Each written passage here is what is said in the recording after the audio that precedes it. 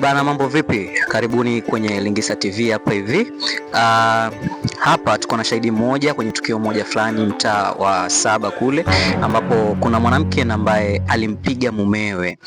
Tuna shahidi hapa hivi, wacha tumsikize kutoka kwake. Bana, mambo vipi? Unaitwa nani? Azungumza na mimi? Wazungumza na mimi sasa? Ya wewe. Okay.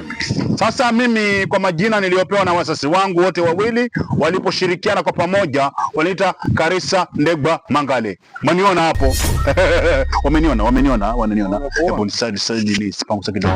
Yes. Boss, tuko live. Sawa kabisa hapo. Sasa mimi niko live TikTok, niko live Instagram, niko live kwenye habari. Kwenye habari. Twende kwenye mkasa. What happened? Sasa what happened ni kwamba huyo bibi yapiga baba.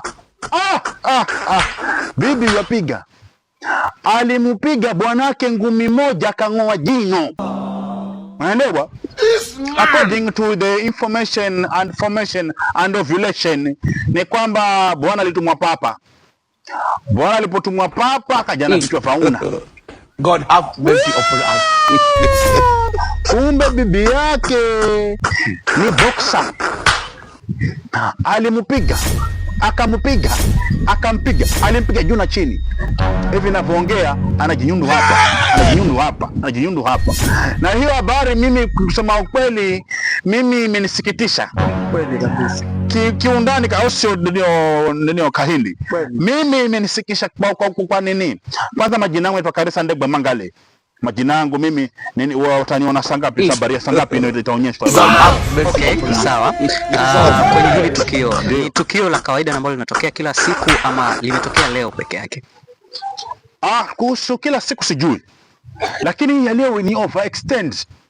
Yaani overlap, amezidisha. Tumezoea kila siku mapenzi watapigana na kanga. Hawa leo wanapigana mangumi. Hadarani mbele ya watu. Kwenye hiyo nyumba ukiingia hapo kwenye hiyo nyumba kuna jishimo kwa bati hivi kwa juu. Unaelewa? Hapo kwa juu hicho ni kichwa baba hicho. Ametolewa na juu kama vile mfu ya kihindi. Kama vile na Superman afulai. Mungu jamaa amepigwa jamaa. Yule jamaa apigwa vibaya. Okay, bado tuko live. Just a random question kama mtazamaji wetu aweze kuelewa labda maoni kutoka kwenu. Kama wewe Lingisa, mimi naitwa Karisa Ndegwa Mangale. Karisa, kama nikikuuliza ndio kwa mfano, wewe unaweza pigwa na mke wako? Mimi? Ya wewe. Haki ya Mungu ajaribu. Amekwambia hivyo. Ajaribu aone. Mayo. Nitakuwa mtu mimi. Mimi najaribu. Amina hawezi. Ndio maana mpaka sasa sijaoa. Staki mapenzi.